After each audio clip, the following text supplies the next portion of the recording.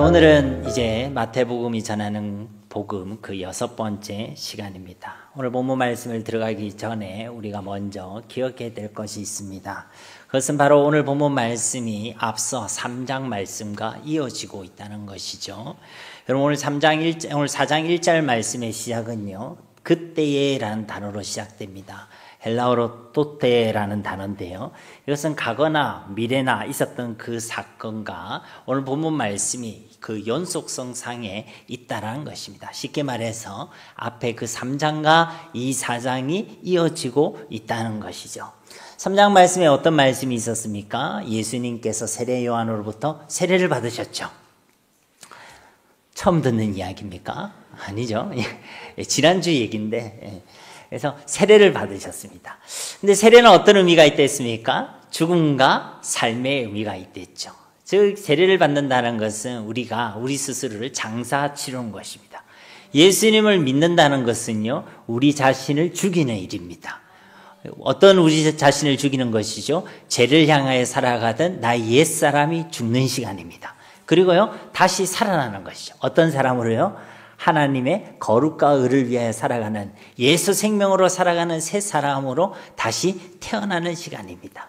그래서 구원은요, 거듭남이죠. 다시 태어나는 것입니다. 모르는 사람은 엄마 배에 다시 들어갔다 나와야 되는갑다 이렇게 생각하겠지만 그것이 아니라 영적으로 다시 태어나는 것. 이전엔 나는 죄인이었지만 죄인된 나는 죽고 이제는 그분이 사는 것입니다. 나는 죽고 그가 사는 삶. 이제 내가 사는 것이 아니요 내 안에 그리스도께서 사는 삶. 나는 이런 삶을 살아가는 하나님의 자녀가 되었습니다. 이것을 하나님과 공의 앞에서 선포하는 것이 세례고, 내 평생에 이제 나는 죽고 그가 살아가는 삶을 살아가겠노라 라는 그 결단을 하나님과 공의 앞에서 하는 시간이 바로 세례받는 시간이란 것입니다. 예수님께서 이 세례를 받으실 때 하늘로부터 음성이 있었죠. 어떤 음성이 있었습니까? 네, 여러분 역시 아주 지니어스합니다. 마태복음 3장 17절 말씀에 보면요, 하늘로부터 소리가 있어 말씀하시되 이는 내 사랑하는 아들이요 내 기뻐하는 자라 하시니라. 여러분 이 말씀을 좀 기억하고 이제 4장으로 넘어갈 거예요. 하나님께서 세례받은, 구원받은 하나님의 백성들을 향하여 내 사랑하는 자요 내 기뻐하는 자라 라고 말씀하셨다는 것이죠. 그리고 오늘 1절 말씀에 보면요, 바로 그때에 예수께서 성령에게 이끌려 마귀에게 시험을 받으러 광야로 가사. 하나님께서 사랑하는 자야, 기뻐하는 자야 라고 불러주시고 그 불러주신 사람을 하나님께서 성령으로 친히 이끌어 가신다는 거예요. 엊그제 저희 집사람이 저를 이끌고 한상공원을 데리고 갔습니다. 제한테 갈 때는 제가 이제 좀 살이 좀 쪘잖아요. 좀 인격이 좀 후덕해 보이기 시작했는데, 그래서 이제 저보고 이러다가는 하나님 나라가 가까워질 수 있다. 그래서 잠깐 짬날 때 걷자고 저를 데리고 갔습니다. 그래서 이제 좀 운동하겠구나 라고 생각하고 갔는데, 가서 제가 운동했을까요? 사진 찍었을까요? 예, 말은 저한테 운동을 하자고 저를 생각하는 척 했지만 사실은요, 찍사가 필요했던 거예요. 그래서요, 운동을 한 건지 사진을 찍은 건지 기억이 잘 안 나지 않습니다. 어쨌든요, 나를 사랑해주는 사람, 나를 기뻐해주는 그 사람이 나를 향해 어디 좀 가자라고 하면 기대가 돼요, 안 돼요? 여러분 별 사랑하는 사람이 없습니까? 그러니까 나를 사랑해주는 사람, 나를 기뻐해주는 사람이 나를 이끌고 어디로 가자 하면요, 기대가 된단 말이죠. 근데 하나님께서요, 우리를 사랑하시잖아요. 우리를 향해 기뻐하는 자라고 말씀하셨다는 것입니다. 예수님을 향해 그렇게 선언하시고 그를 이끌고 가셨는데 그곳이 어디냐면 광야란 거예요. 아니 우리를 사랑한다 했으면 광야가 아니라 좀 괜찮은 데 가야 될 거 아닙니까? 최소한 5성급은 안 되더라도 4성급 호텔이 있는 곳으로 데려가야 되지 않겠습니까? 그런데요, 그 성령이 이끌고 간 그 땅이요, 광야란 거예요. 여러분 우리가 예수님을 주로 고백하고 예수님을 믿는 사람들 아닙니까? 여러분 예수님을 믿고 주로 고백하고 난 그 뒤로부터 여러분 삶이 5성급 호텔처럼 쫙 풀리던가요? 아니면 진짜 광야던가요? 광야지요. 그래서 우리는요 거기에 굉장히 당혹스러움을 느낄 때가 있습니다. 예수를 믿었으면 나의 삶이 탄탄대로가 되어야 될 것 같은데 나의 삶이 탄탄대로가 아니란 거예요. 나의 삶에 여전히 어려움이 있다는 것입니다. 문제가 있다는 것입니다. 나는 착하고 에덴 동산이 바로 펼쳐지고 젖과 꿀이 흐르는 가나안 땅이 펼쳐질 것 같았는데 아니 나를 이끌고 가신 그곳이요 바로 광야란 곳이에요. 그런데 출애굽한 이스라엘 백성들도 그러했죠. 이스라엘 백성들이 출애굽이라는 사건을 경험했습니다. 유월절 어린 양의 피를 통해서 출애굽했죠. 예수 그리스도의 피로 구원받았다는 것입니다. 그들의 삶은 이제 탄탄대로가 될 것 같고 기쁨과 감사만 넘칠 것 같은데 그들을 이끌고 가는 그곳이 어디였습니까? 광야였어요. 그들을 이끌고 갔던 곳이 바로 홍해 앞이었습니다. 여러분 우리가 예수를 믿었다고 하나님의 자녀가 되었다고 우리에게 아무런 문제가 없는 것이 아니란 것이죠. 우리에게 주어지는 광야가 있다는 것입니다. 하나님이 사랑하시는 자들을 하나님께서 기뻐하시는 자들을 하나님께서 친히 광야로 이끌고 가신다는 것이죠. 왜 그렇습니까? 우리를 사랑하시니까 우리를 기뻐하시니까 그렇게 하시는 줄 믿습니다. 왜냐하면 그 광야라는 시간은요 우리가 온전하게 되어지는 시간입니다. 이제 오는 주 목요일이면 우리 D-Day 아닙니까? 우리 뒤에 또 우리 민찬이 준모가 앉아있고 오늘 우리 저번 초청잔치 때 왔던 우리 고3 학생들이 앞에 앉아있는데 이제 4일 뒤면 우리 수능입니다. 수능이 D-Day 아닙니까? 그 전까지 우리는요 열심히 공부했습니다. 뭐 초등학교 6년 그리고 중학교 3년 고등학교 3년 공부한다고 학교에 앉아서 수업에 잘 앉아 있었죠. 아마 이 중에 있는 사람들은 수업 시간 조는 사람 없었을 거예요. 예, 그런 걸로 합시다. 네. 그런데 어쨌든 간에 앉아 있어요. 똑같이 앉아 있으면 다들 공부하는 것처럼 보입니다. 그런데 저도 경험이 있는데요. 앉아서 저는 딴 생각할 때가 많이 있었거든요. 앉아가지고 엉뚱한 생각할 때도 있고 앉아가지고 다른 사람 얘기할 때 생각할 때도 있고 그래서 사실은요 그게요 구별되지는 않습니다. 공부를 했는지 안 했는지 진짜 내가 가르치고 있는데 이것을 알고 있는지 모르고 있는지 구별되지 않습니다. 근데 언제 드러나죠? 시험을 쳐보면 드러나는 거예요. 시험을 치기 전에는 잘 몰라요.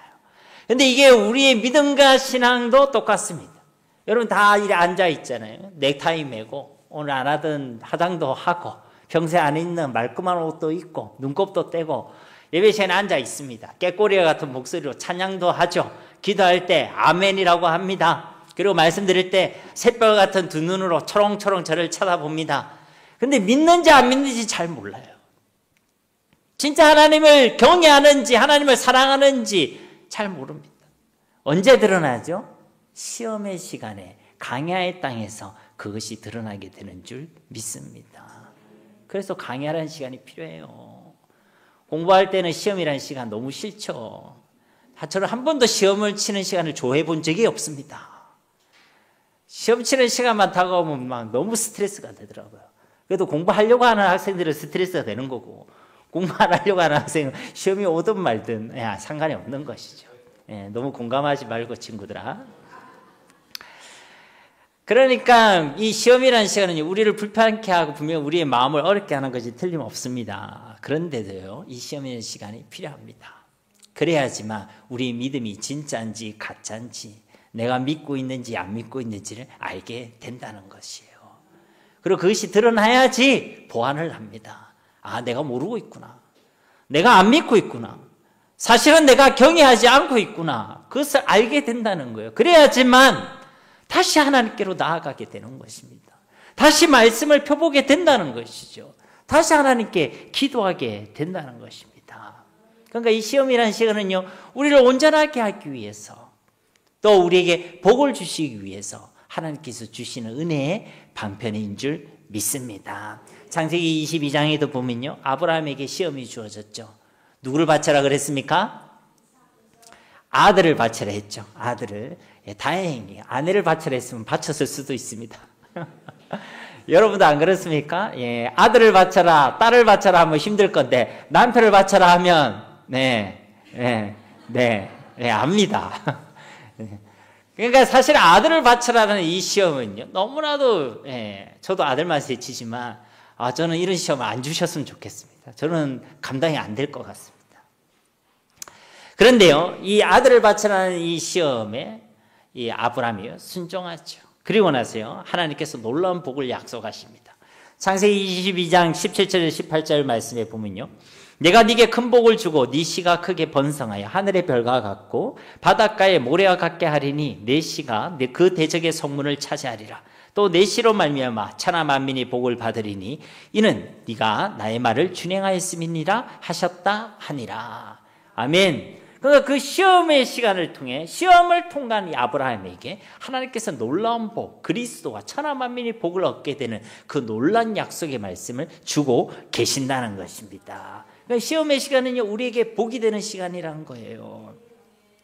그래서 야고보서 1장 2절에서 4절 말씀에도 내 형제들아 너희가 여러 가지 시험을 당하거든 어떻게 해라? 온전히 기쁘게 여기라. 왜요? 이는 너희 믿음의 시련이 인내를 만들어내는 줄 너희가 알미라. 인내를 온전히 이루라. 이는 너희로 온전하고 구비하여 조금도 부족함이 없게 하려 함이라. 아멘. 그러니까 그 시험의 시간이 오면요, 온전히 기뻐하라는 거예요. 왜요? 우리를 온전하게 만드는 시간이기 때문에 그렇다는 것입니다.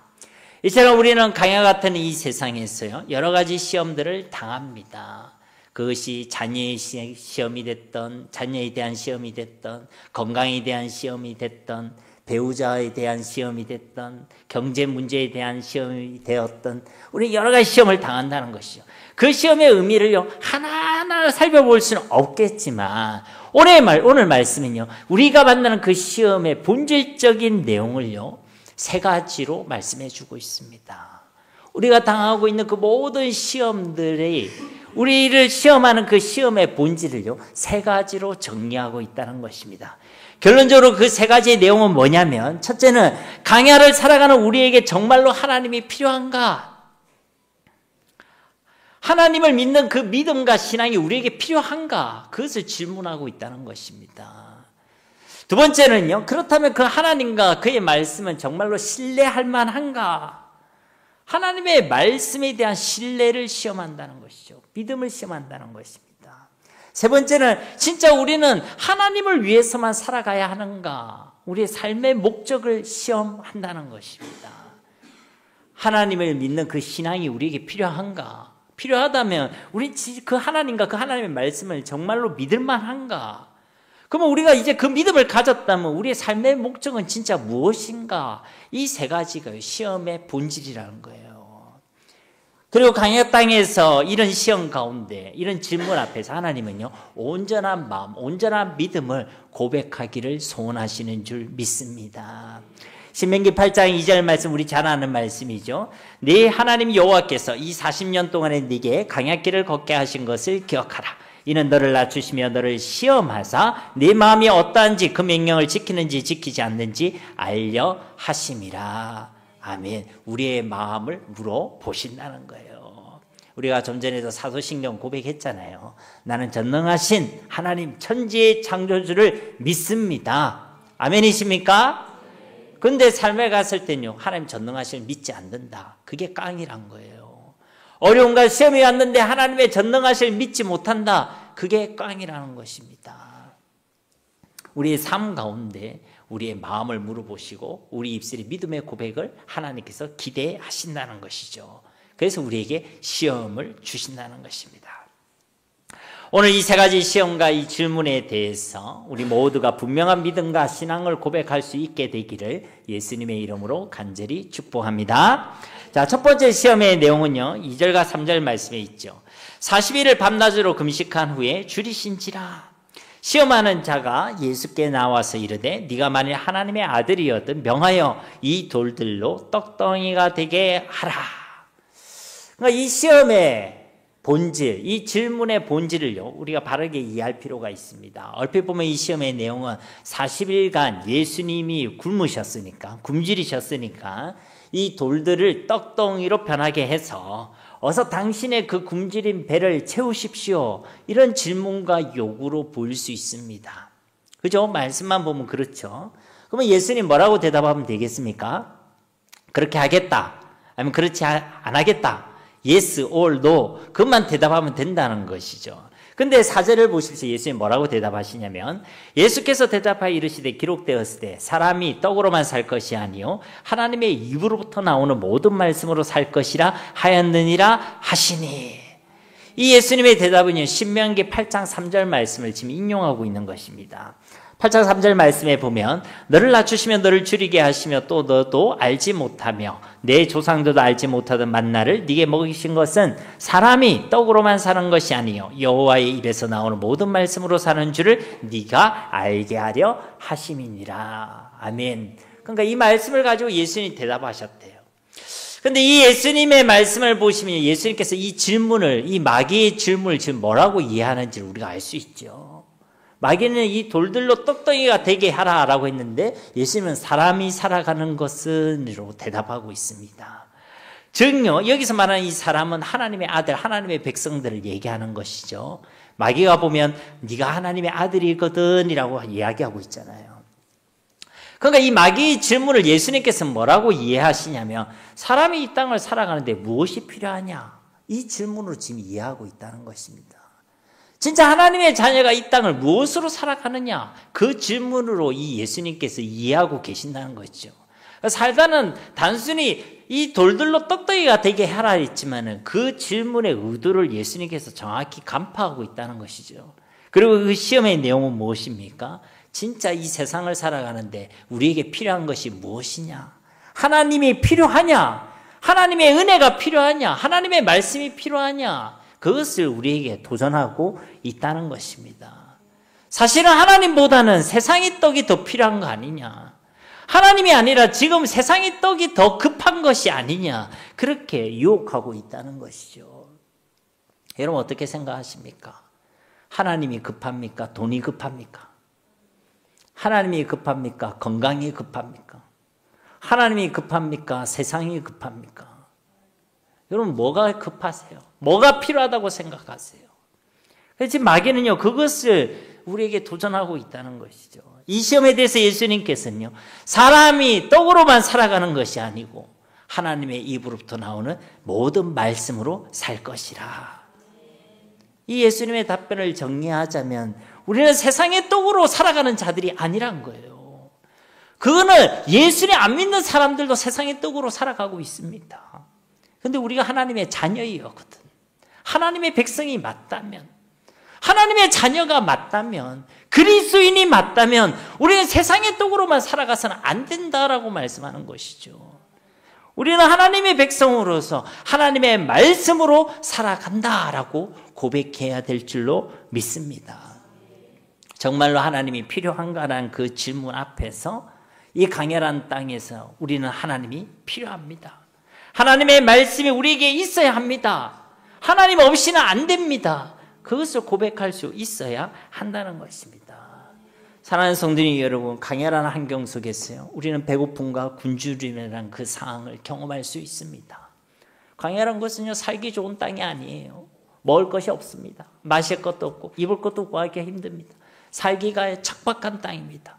우리가 살아가는 세상이 그렇죠. 어려움이 있습니다. 살기가 만만하지 않습니다. 요즘 얼마나 또 경제가 어렵습니까? 또 내 육신은 하루하루가 달라지고 있지 않습니까? 그런 상황 가운데서요 우리는 세상의 떡에 대해 유혹받을 수 있습니다. 떡이 있어야 한다. 떡이 필요하다. 떡이 급하다. 하나님은 둘째치고 나는 지금 떡이 있어야 한다. 그렇게 세상의 떡에 우리는 목을 맬 수가 있다는 것입니다. 그러나 그 가운데서도 우리는 이 예수님의 대답을 기억해야 한다는 것이죠. 우리의 상황이 어떻든 우리의 환경이 어떻든 우리는 그 모든 상황 가운데서 우리는 세상의 떡이 아니라 하나님으로 하나님의 말씀으로 살아가는 자들입니다. 이것이 저와 여러분의 고백이 되어야 할 줄 믿습니다. 여러분 우리는요 하나님의 말씀으로 살아가는 자들이에요. 하나님의 말씀으로 구원을 받았죠. 하나님의 말씀으로 믿음을 가졌습니다. 하나님의 말씀으로 기도할 때 하나님의 말씀으로 응답하십니다. 말씀이 우리의 삶의 이정표가 기준이 되셔서 그 말씀으로 우리를 인도해 가시죠. 우리가 진짜 애통해야 할 것은요 떡이 없음이 아닙니다. 우리가 진짜 눈물 흘려야 될 일은요 떡이 없기 때문이 아니란 거예요. 계속 떡거리니까 웬 떡인가 싶죠 지금. 우리는 세상의 떡이 없는 것으로요 걱정하고 염려하고 불안해하고 두려워합니다. 그건 하나님의 백성의 진짜 걱정이 아니에요. 우리가 진짜 애통해야 될 것은 무엇입니까? 떡이 없음으로가 아니라 하나님의 말씀이 없음으로. 내 삶 가운데 나의 삶을 지배하고 나의 삶을 이끄는 그 하나님의 말씀이 내게 없음을 두고 우리 애통해야 하는 것입니다. 말씀이 내 삶 가운데 살아 역사하지 않음을 두고 우리 애통해야 하는 거예요. 말씀에 기쁨이 없고 말씀에 즐거움이 없고 말씀이 이끄시는 삶이 없고 말씀을 통한 하나님과의 교제가 없고 말씀이 내 삶 가운데 성취되는 것이 없고 내 삶에 말씀이 없음을 두고 우리는 애통해야 할 줄로 믿습니다. 사탄의 전략은요, 우리로 하여금 무엇을 먹을까, 무엇을 마실까, 무엇을 입을까 그렇게 세상의 떡만을 구하게 만드는 것입니다. 그리고 이것은요 이방인들이 구하는 것이라고 예수님께서 말씀하셨죠. 마태복음 6장 31절 32절 말씀 우리 함께 봉독해 보겠습니다. 그러므로 염려하여 이르기를 무엇을 먹을까 무엇을 마실까 무엇을 입을까 하지 말라. 이는 다 이방인들이 구하는 것이라. 너희 하늘 아버지께서 이 모든 것이 너희에게 있어야 할 줄을 아시느니라. 아멘. 그러니까 이 땅에서 먹을 거 마실 거 입을 거 그것만 구하는 것은 하나님 백성의 기도가 아니란 거예요. 이거 구하지 말라는 얘기가 아니라 이것만 구하는 것은 세상 사람들과 똑같다는 거예요.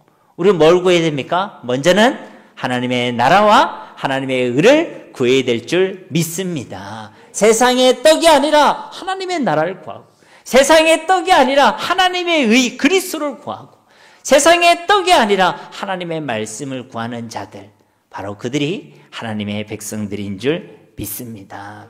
여러분 우리가요 세상의 떡에만 집중하면요 하나님을 잊어버리게 되어 있습니다. 진짜 그렇습니다. 여러분 세상의 떡에 우리가 매몰되어 있으면요 하나님으로부터 멀어지게 되어 있습니다.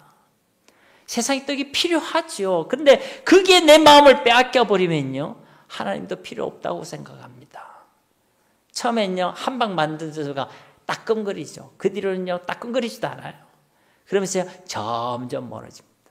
추락하는 건 날개가 있어요 없어요? 추락하는 건 날개가 없다. 어디서 들어봤죠? 그러니까요 처음에는 서서히 속도가 붙지만요 점점요 쭉 더 하나님으로부터 더 급격히 멀어지게 된다는 것입니다. 이런 세상의 떡만을 구하는 우리의 육신의 생각들은요 결국 하나님으로부터 원수가 되게 한다는 것이죠. 로마서 8장 6절과 7절 말씀에도 보면 육신의 생각은 사망이요 영의 생각은 생명과 평안이니라. 육신의 생각은 하나님과 원수가 되나니 이는 하나님의 법에 굴복하지 아니할 뿐 아니라 할 수도 없음이라. 그러니까 세상의 떡만을 구하는 그 육신의 생각은 결국은 하나님과 원수가 되게 된다는 것입니다. 그러면 하나님의 백성이 먼저 구해야 될 것은요 세상의 떡이 아닙니다. 하나님의 말씀인 줄 믿습니다. 우리가 하나님의 말씀을 잊어버리고 우리 삶 가운데 하나님의 말씀이 없으면요 우리는 세상 사람과 똑같이 살아가게 되어 있습니다. 세상 사람과 우리가 살아가도 아무런 구별됨이 없다는 것이 세상의 떡만을 구하고 그 떡이 없으면 걱정하고 염려하고 불안해하고 그 떡만을 위해 나의 모든 시간과 마음을 빼앗겨 살아가고 세상 사람들과 똑같다는 것이죠. 광야의 이스라엘 백성들이 딱 그렇게 했죠. 그래서 시험에 실패했던 것입니다. 두 번째 시험의 내용은 5절과 6절 말씀에 나타나 있습니다. 이에 마귀가 예수를 거룩한 성으로 데려다가 성전 꼭대기에 세우고 이르되 네가 만일 하나님의 아들이거든 뛰어내리라. 기록되었을 때 그가 너를 위하여 그의 사자들을 명하시리니 그들이 손으로 너를 받들어 발이 돌에 부딪히지 않게 하리로다 하였느니라. 아멘. 예수님께서 이제 그 시험을 말씀을 통해 물리치시자 이제 이 마귀도요 말씀을 인용해서 이 예수님을 시험하죠. 말씀을 가지고 시험한다는 것입니다. 들고 이제 마귀가 인용하는 이 성경구지 시편 91편 11절과 12절 말씀이거든요. 근데 이 시편 91편은 하나님을 믿는 하나님의 백성들을 하나님께서 안전히 지키신다 이런 말씀의 내용입니다. 하나님께서는 자신의 길 믿고 의지하고 하나님께 의뢰하는 자를 반드시 지키시고 보호하신다는 것이죠. 그게 시편 91편의 내용입니다. 그 중에 이 11절과 12절 말씀은 이렇습니다. 그가 너를 위하여 그의 천사들을 명령하사 내 모든 길에서 너를 지키게 하심이라. 그들이 그들의 손으로 너를 붙들어 발이 돌에 부딪히지 아니하게 하리로다. 아멘. 그러니까 이 말씀을 인용하면서 마귀가요, 감히 예수님을 지금 시험하고 있다는 것이죠. 어떻게 말입니까? 하나님이 지키신다고 했는데, 하나님 보호하신다고 했는데 진짜 그대로 지키시는지, 진짜 보호해 주시는지 그것을 확인해 보라 라고 이야기하는 것입니다. 확인이라고 이야기하니까 좀 괜찮아 보이는데 그게 아니라 의심해 보라 라는 것이죠. 시험해 보라는 것입니다. 하나님의 말씀이 진짜 사실인지 말씀대로 이루시는지 그것을 시험해 보라, 의심해 보라 라고 지금 우리를 유혹한다는 것이죠. 그러니까 이 두 번째 시험의 본질적인 내용은 예수님의 대답을 살펴보면 더 자세히 알 수가 있습니다. 7절 말씀 우리 함께 봉독하겠습니다. 예수께서 이르시되 또 기록되었으되 주 너희 하나님을 시험하지 말라 하였느니라 하시니. 아멘.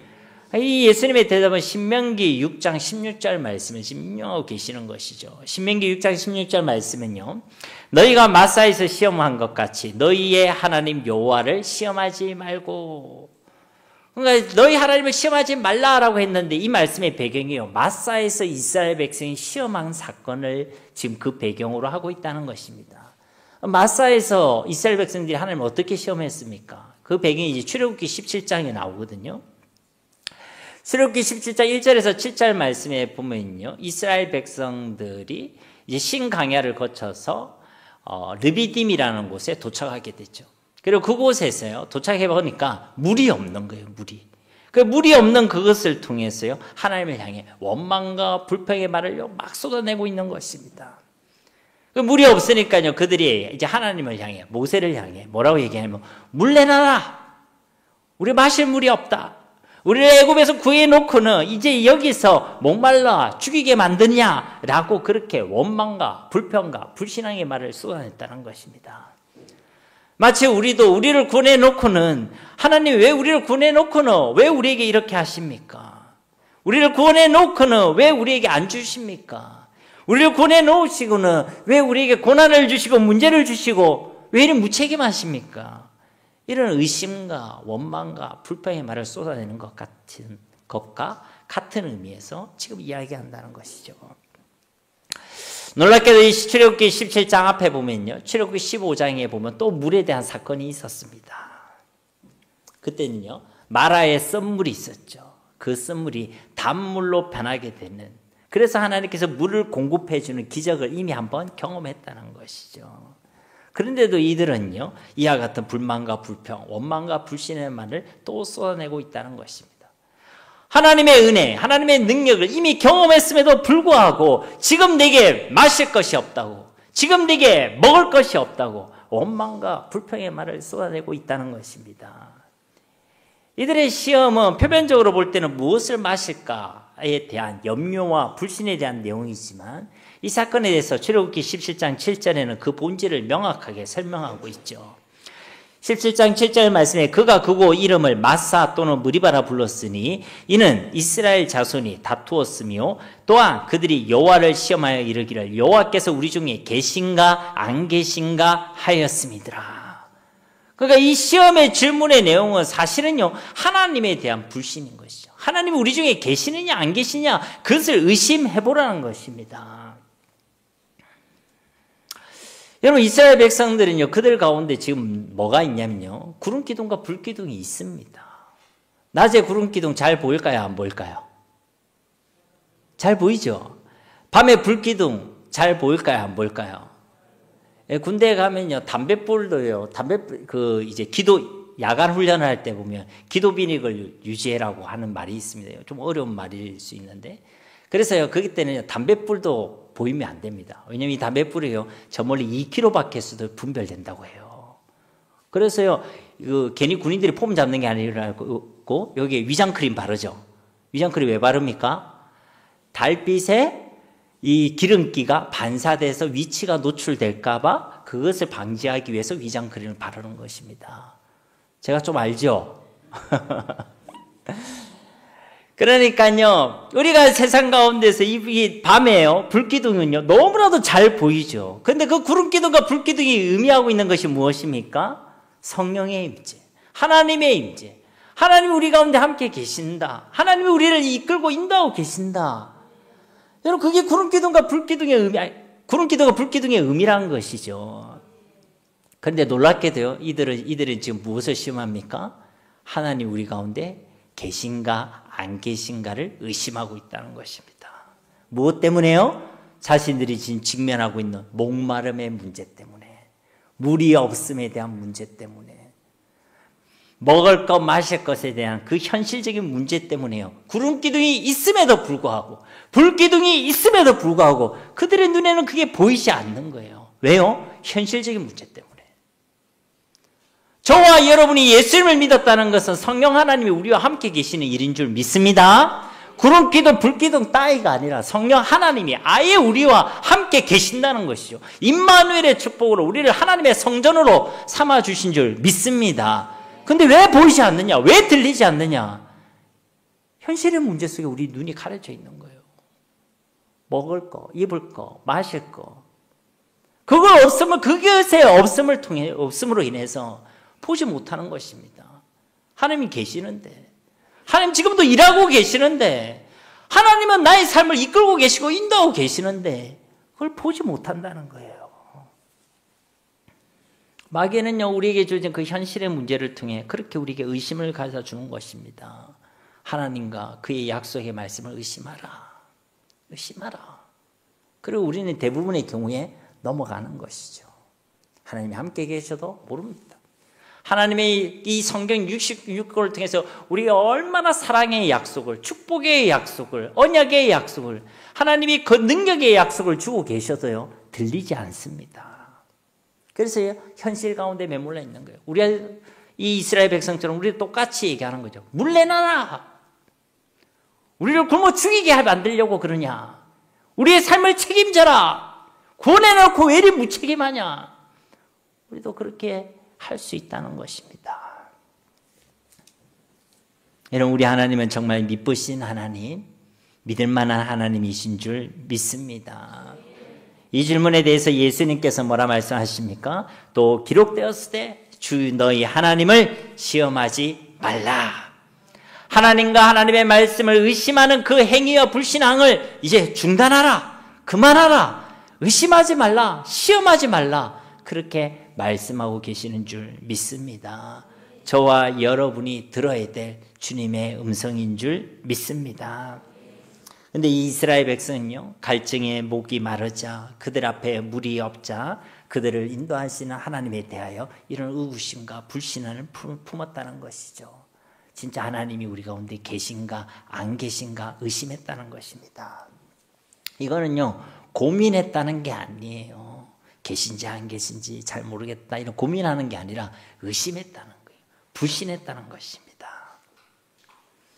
여러분, 원망과 불평은요, 바로 이런 불신앙의 자리에서 나오는 것입니다. 감사와 기쁨은요, 믿음의 자리에 있을 때 나오게 되는 것이죠.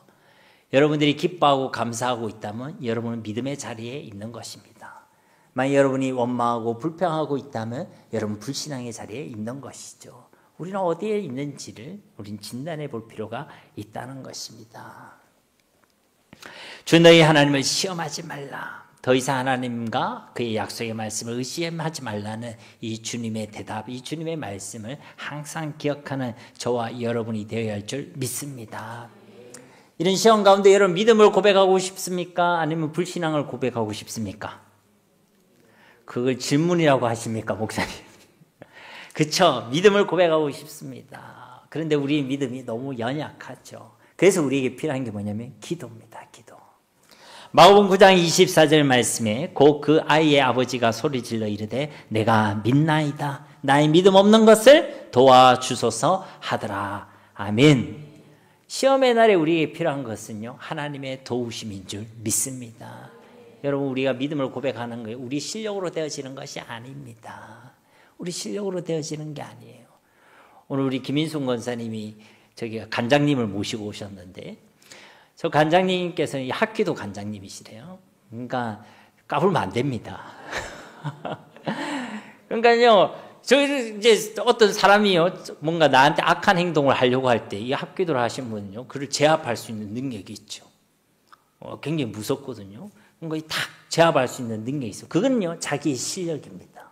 근데 시험 가운데서요, 우리가 그 시험 가운데 믿음을 고백하고 그 시험을 이기는 길은요, 우리 실력으로 되어지는 게 아닙니다. 하나님의 은혜와 하나님의 도움으로만 되는 줄로 믿습니다. 그러니까 실력 없다고 낙심하지 마세요. 목사인 저도요, 실력 없습니다. 저도 실력 없어요.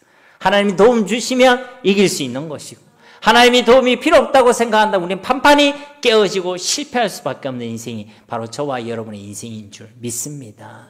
그러니까 시험의 날에 꼭 기도하세요. 여러분 가운데 어려움이 왔다, 힘든 일이 있다, 감당하기 어려운 어떤 시험을 만났다, 고민하지 말고 염려하지 마시고, 묻지도 따지지도 마시고 주님 전에 나와서 하나님께 무릎으로 기도하시기 바랍니다. 다 그 문제를 해결해 달라라는 기도도 중요하지만, 하나님 이 문제와 시험 가운데서 내가 믿음을 고백할 수 있도록 나의 믿음 없음을 도와주시옵소서. 그럼 하나님께서 믿음을 주시고 이기고 승리하게 하실 줄 믿습니다.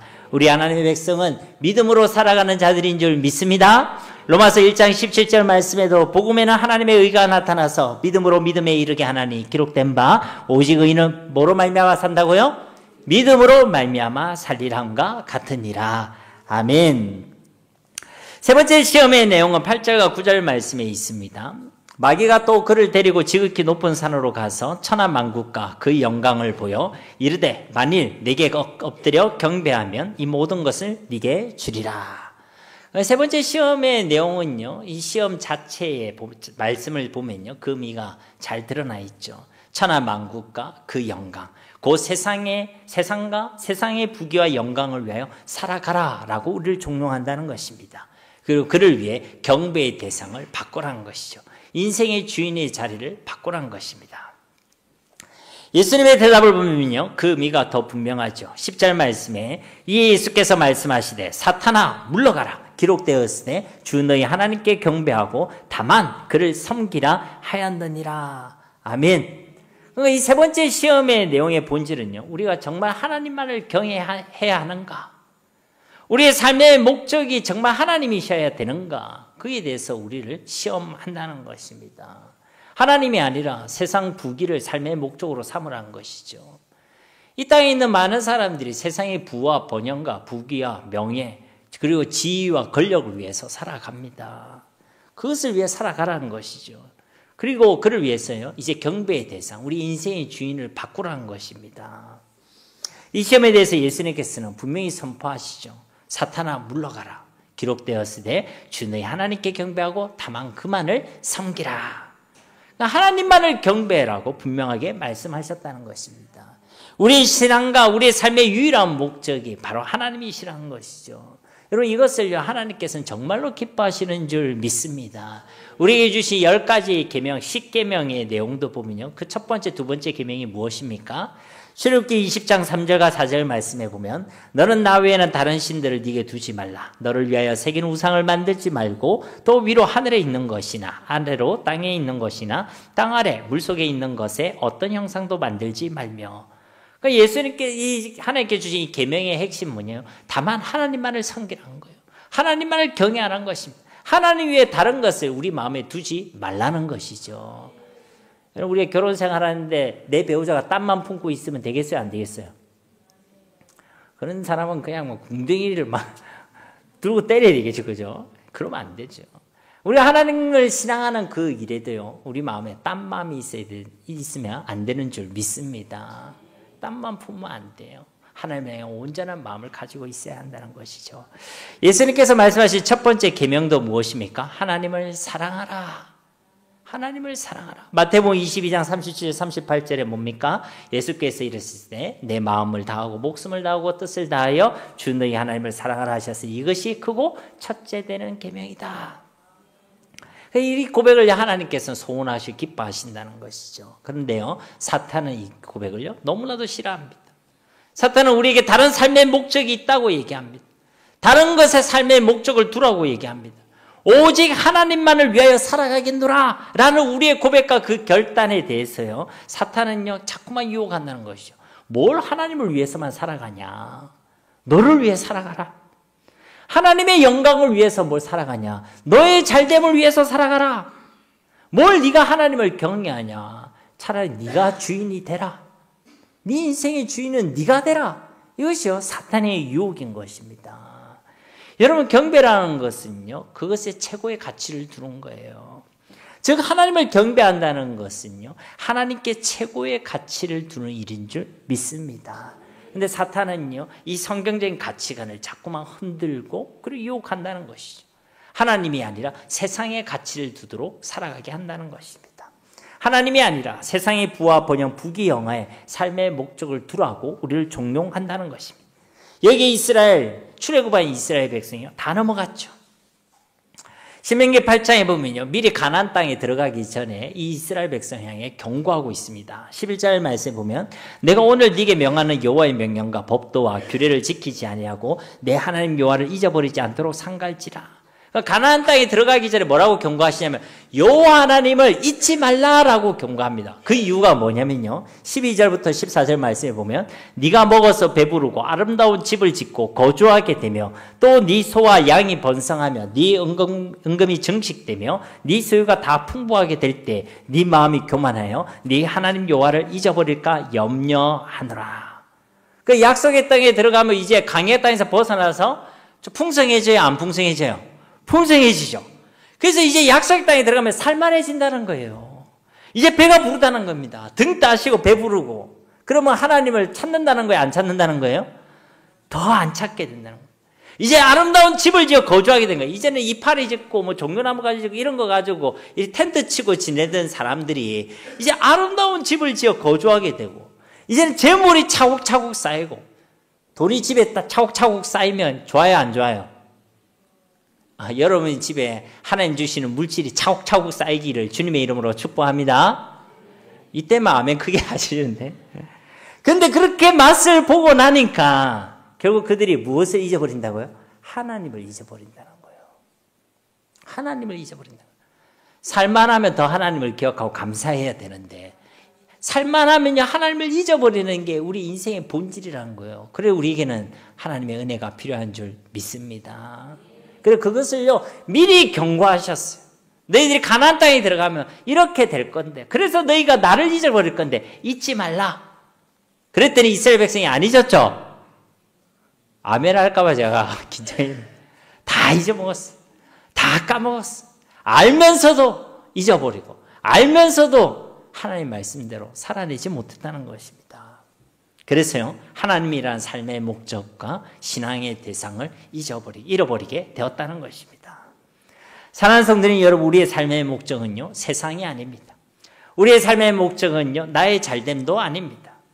우리의 유일무이한 삶의 목적은 오직 하나님의 영광인 줄 믿습니다. 몇 번을 강조해도 지나침이 없는 질문이 있죠. 우리 대소요리 문답 1문 무엇입니까? 사람의 제일 되는 목적은 무엇입니까? 그 대답이 무엇이죠?